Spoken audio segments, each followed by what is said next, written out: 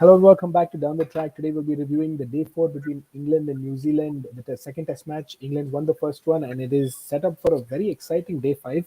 I don't think it's over yet. It is exciting because the last two sessions have gone in England's favour, and then New Zealand is now 7 down for 224. Daryl Mitchell does hold all the key cards for tomorrow. I think it'll be from New Zealand's perspective, it'll be more of him batting, and from England's perspective, getting him out first ball. But it's set up for a very exciting day five. Musti and me here will be reviewing the game and your thoughts, Musti, on a relatively interesting day after a couple of batting dominated days, I guess.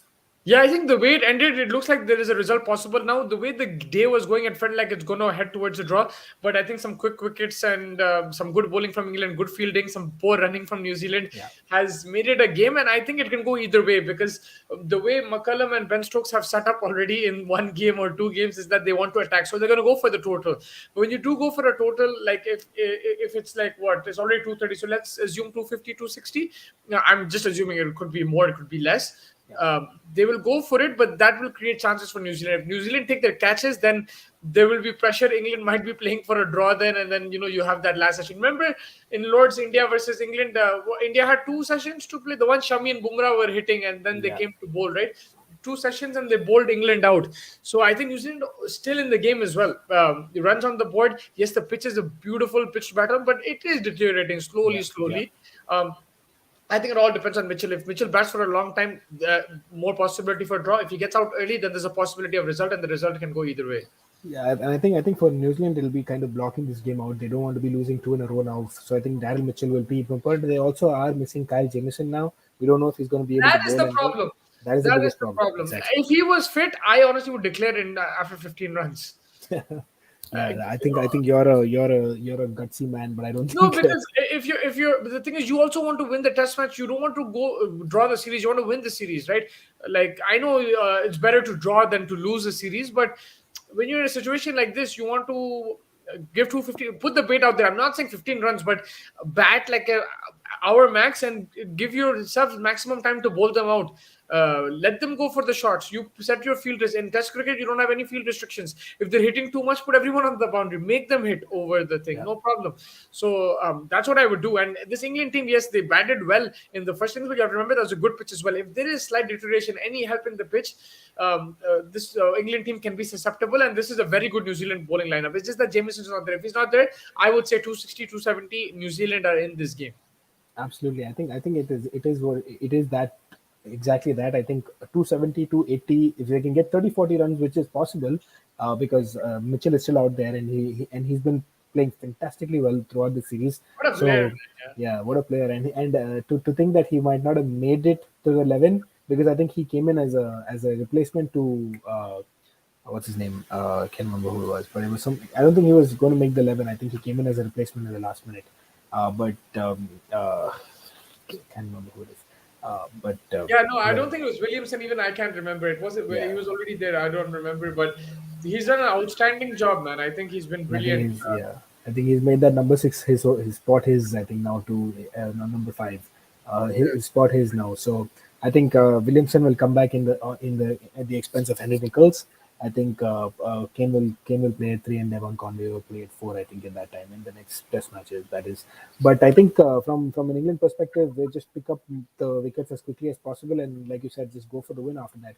And this is the kind of day that Stokes lives for. This is his This bread is and butter. So so you never know a Stokes special incoming. Yeah, I think the main thing for New Zealand will be to focus on picking up the wickets first because we've seen many times, even with England, even India, as Indians supporters, we've seen it all the time with India that the tail wags. So I think it's about getting Mitchell and the bowlers out and then taking it from there. First, you get that done. The earlier you get them out, the better, and then you can focus on your target. And yeah, I think the biggest thing is how are they going to replace Jameson, but Bolt Sadi, it's one day, maybe, just one spell from Bolt and some New Zealand will be in the game. But yeah, England will play positive cricket. If you saw the way, even Lees and Pope, the way they approached in the first innings, they're going for runs. Lees could have easily left that ball which when he was on 60 odd, but I think there's clear instruction that play aggressive cricket from the coach and captain. So I think England will go for it. but that always gives the opposition a sniff when you go for it like that aggressively. Yeah, absolutely. But I think England will also, the confidence is now back. Like you can see that they won the first game. They scored some runs in the second innings. Root is in phenomenal form. Pope will feel very good after that, after his century. Lees has been scoring a few runs. He's been scoring those 40s, 50s, Alex 60s. Lees. Yeah, so he's there and thereabout. So it is a possibility. Lees will probably be asked to settle in, settle down, keep one side sturdy and let the other runs come in from the other side. That's possible, because that's kind of the way he's been performing also. So it's going to be it's like you said, set up for a very exciting day five, and let's see what comes out of it. Yeah, I think they're gonna miss Ejaz Patel, man. Like he might have really liked to bowl. It's still not like those rank turners, but I think on day five he could have got some purchase. Some purchase, yeah. But yeah, I think also if you just look at today's day, the way Matthew Potts bowled James Anderson, Broad, even Stokes.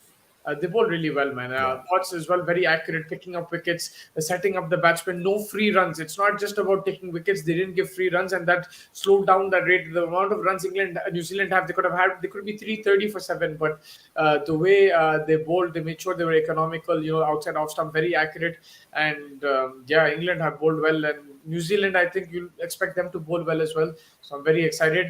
Player to watch out for tomorrow. I think I would go.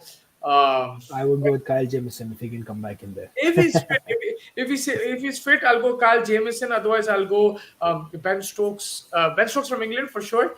Yeah. Joe Root. Those two guys, but from New Zealand, what do Trent Bolt, man? Trent Bolt and Tim Southee. This is the after Anderson and Broad, that's the duo that you want to look at these days in Test cricket. Yeah, and I think also Bolt will also be high on confidence after his 5 for in the first innings. So, but Yeah. I think the only problem is that they will need to bowl a lot of overs. We're Yeah. talking about at least 60, 70 overs, depending on how many Mitchell can. If you're talking about 90 overs in a day, if Mitchell can get through only 10, 15, then you're about 75 overs still left in the day. So it's a Yeah. lot of time. That's a lot of 75 was time. a lot. I remember in India, like they had two sessions and they bowled England out. So Yeah. anything is possible that Yeah, way. even if they have two sessions, it's still 60 overs. So if you have 60 overs and if you have a 300 target, that's still something that England might just go for. You never really know. Yeah. So we'll And see how it is. yeah, for you, Joe Root, just his performance so far, you've been happy with it? I mean, can I say anything else? I mean, we've been talking about it offline as well. I think he's just scoring runs for fun Well, now. Uh, Ashish actually made a very good point yesterday. Was that he plays only one format? But I was telling him that that's not by choice. It's not like Jimmy Anderson plays one format, and that's by choice. yeah, So yeah, like I still feel that he's just outstanding, man. yeah. I think he might get a look in that one in the one day side as well. With the You're with the picking him in your one-day team? because I think at number three he's a pretty solid batsman, and you see his strike rates even in the test format. He's not going at like 30, 40, which we are known to see for test Yeah, match players. He's going at 70, 80 strike rate, which is pretty decent. yeah, All he has to do is has to up it a little bit. If he can go to run a ball, because the way this England side is set up, it's set up to go berserk. So if you can have number three, one player who can really steady the ship in one side, and yeah. have or the remaining six players around him just go batshit crazy. That's a good idea for them to consider. That'll give them a little bit of stability in their batting, Stability. and maybe Root's that player for you. You never really Yeah, know. That's an option for them to consider now. yeah. With the new coaching staff and everyone, maybe that's something that they think about. But But that's for another day. knowing McCullum and Ben Stokes, like if McCullum becomes But one day McCallum is coach, no, one day I'm saying becomes if one he day coach. becomes one day coach, knowing him, he'll get David Willey at number three, bro, and for those Good sixes point. and stuff. But yeah, Don, your prediction for tomorrow? Uh, I, I think England might nick it. What? I think England might nick it. Oh, I thought you said England by one wicket. I'm like, whoa, that's gonna be a close game. Yeah, nick it like that maybe Yeah, by yeah. a wicket. Oh, Yeah. well, by a wicket I or think by five. honestly, the draw is possible. I think that's the most likely. But if there is a target, I think I don't know. I'm back in New Zealand, but without Jameson, it's a bit difficult, man. Yeah, that's the thing. That's the most important problem is the fact that they don't have Jameson. Yeah, Yeah, I agree 100%. 100%. Anything else you'd like to add before we wrap up? No, I think that's about it. I think that is where it's at. It's going to be we're ready for a fun-filled, exciting day of Test cricket, which Yeah, is something that we've missed in a while. The yeah, first game was a little bit of a pushover by England. I think they won that quite comfortably. So it'll be nice yes. to see an exciting day five of cricket, which is always fun. Definitely, man. Really excited. I will catch you after the game, hopefully. And we have the India South Africa game. So after both these games, I will catch you. Enjoy the games. And thank you so much for joining me. Thank you, sir. Take care.